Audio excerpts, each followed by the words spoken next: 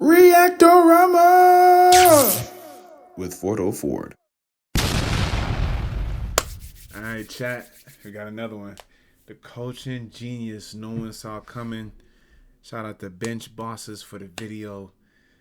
Let's just get straight into it, man. I ain't gonna waste y'all time. I'm gonna quit yapping. Let's get to reacting, shall we? Larry Bird never wanted to coach. Just a 3-year promise and a warning that he wasn't staying.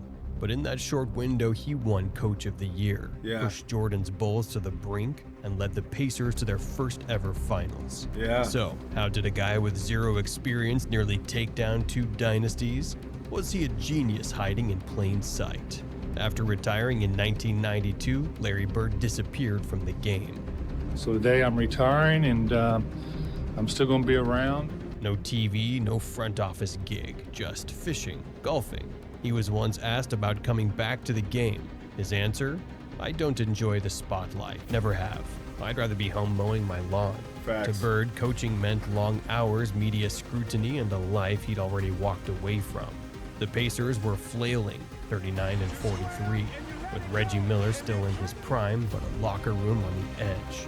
Tensions were high, direction was unclear. Fans weren't just frustrated, they were running out of faith. They didn't need a tactician, they needed a savior.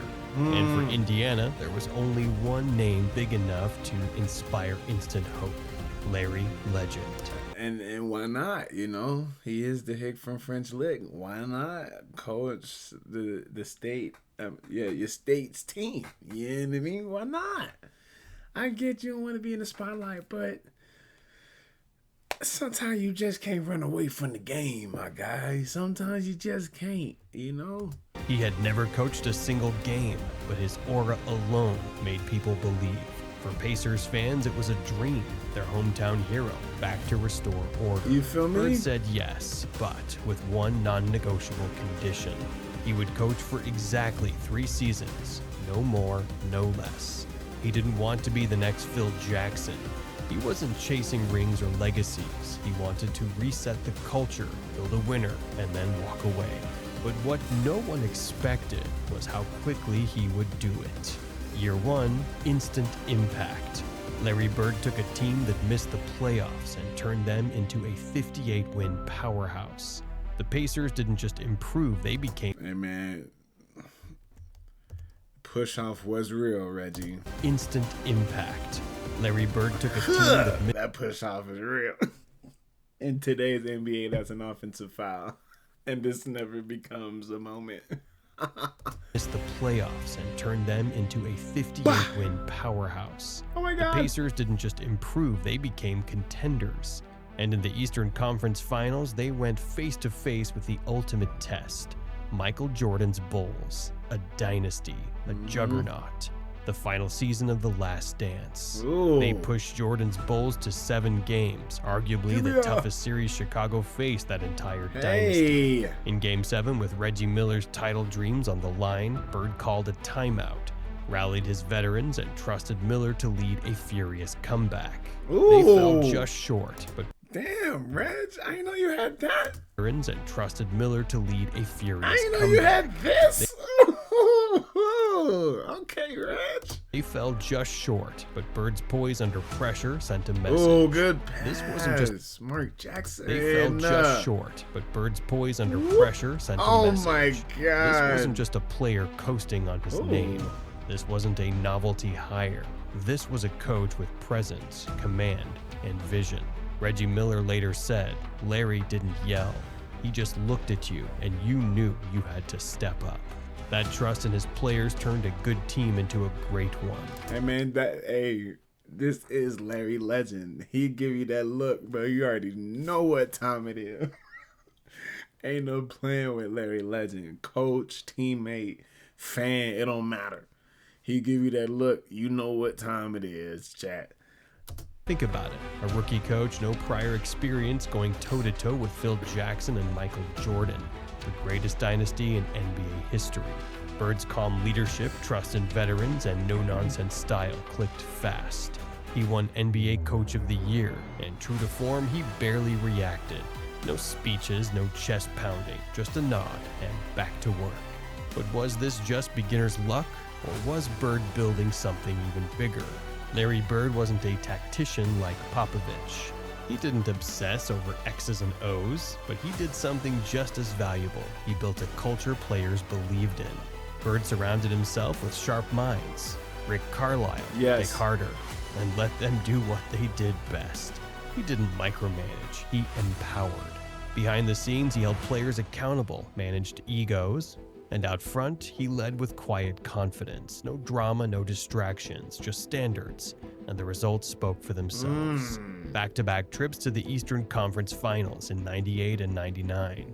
In the chaotic lockout-shortened '99 season, with no training camp and a new-look roster, Bird still led the Pacers to a 33-17 record and another deep run. Any doubts about him being a one-year wonder? Nice Gone. pass. Then came 2000. Rick This Smits. was the moment Pacers fans had been waiting for. Reggie Miller still chasing his first ring. A young Jalen Rose finally stepping into the spotlight. Bird saw something though in that was- Rose. Something That was Mark Jackson. The next highlight was Jalen Rose. That's crazy. Anyway. others didn't. He gave him freedom, and Rose delivered, a breakout playoff weapon, a symbol of Bird's low-key gift, developing talent by trusting it. But just as they reached the mountaintop, they found a monster waiting. The finals, Shaq and Kobe, 67 wins, prime dominance. The Lakers weren't just Especially good, Shaq. they were God damn. inevitable. Yo, for Bird's real. Pacers battled. They kept it close. They fought through every screen, every elbow, every fourth quarter run.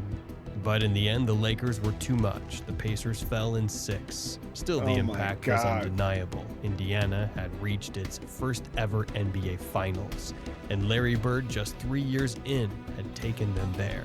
Most coaches spend a lifetime chasing that moment. That's real. Bird did it on his own terms. That's real. The question now wasn't whether Bird could coach, it was why he'd already decided to stop. And just like that, Larry Bird walked away. No messy contract drama, no locker room mutiny, no front office feud. He coached exactly 3 seasons, just like he said he would. No more, no less. Bird said, "I never intended to coach long term. 3 years. That's it." He didn't leave because he failed. He left because he finished what he set out to do. At his peak coach of the year, a finals appearance, and Hey man, a real man of his word, bro. He said he gonna do something. He did it straight up. He ain't gonna do it no less.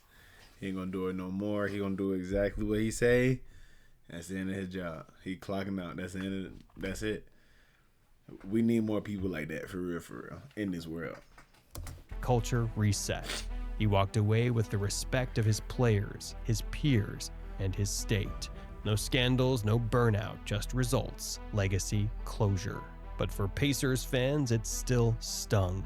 Bird had given them hope, a new identity, a reason to believe again. And then he was gone. He left on his terms, leaving behind one of the shortest, most successful coaching tenures in NBA history. And one big question: what if he had stayed? Larry Bird wasn't just the Pacers coach, he was Indiana's son. Yeah. From the hardwood at Yeah. Indiana State to the bright lights of Boston, he carried the pride of an entire state.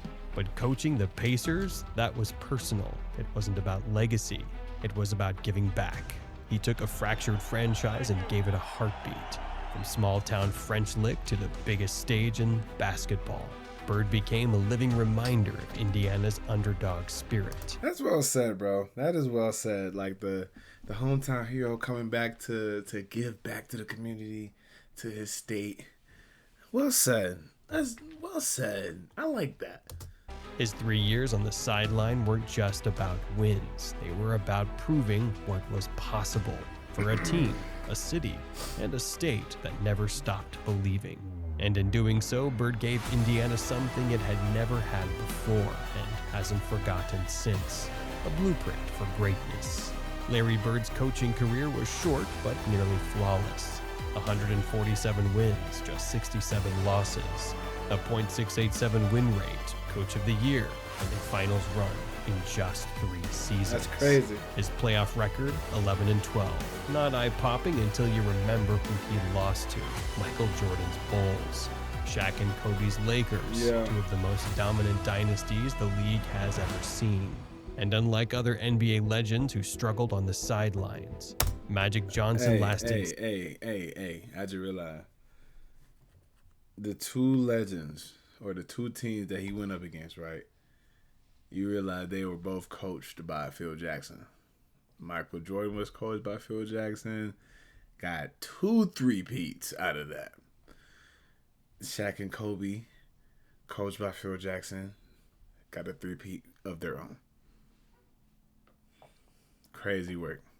16 games. Isaiah Thomas flamed out in New York.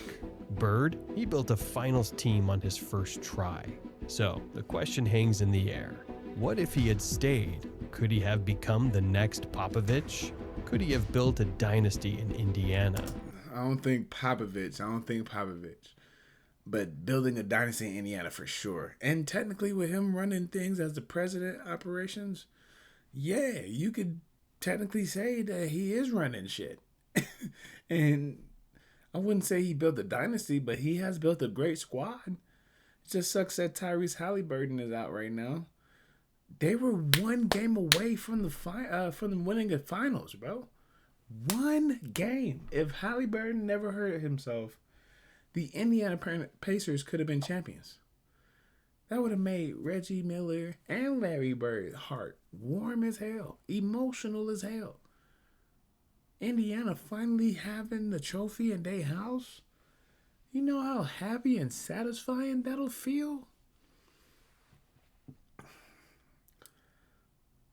If Hallie never got hurt, man, we probably have a different story. We don't know.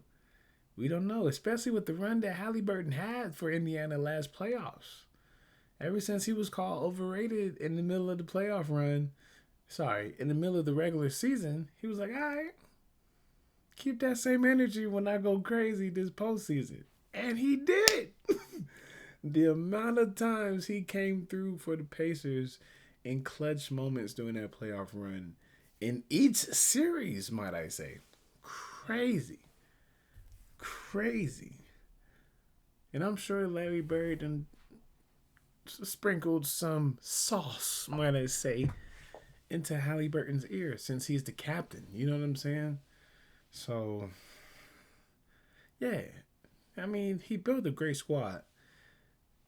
If they won the title, there could be a talk of them trying to form a dynasty.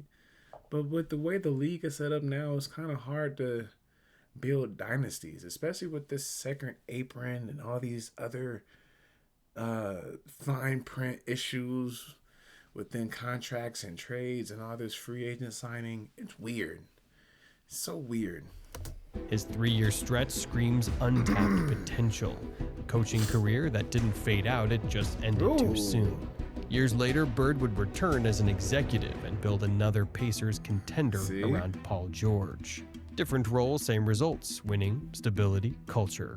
He may never be remembered as one of the greatest coaches of all time, but maybe that's because he never gave us the chance to see just how great he could have been. Most NBA legends flop as coaches. Larry Bird, he crushed it and then vanished.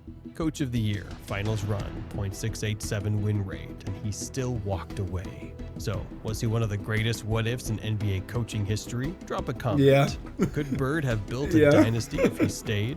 But if Bird left with grace, our next coach, he left scorched earth behind.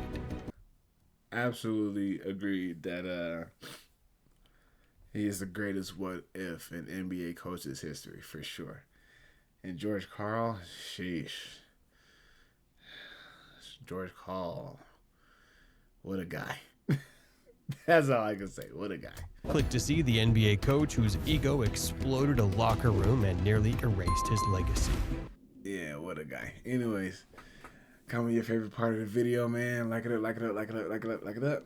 Subscribe because we're on the way to 2K, man. I'm trying to do this giveaway for y'all again, man. All right? Anyways, peace and love, man. See y'all in the next video.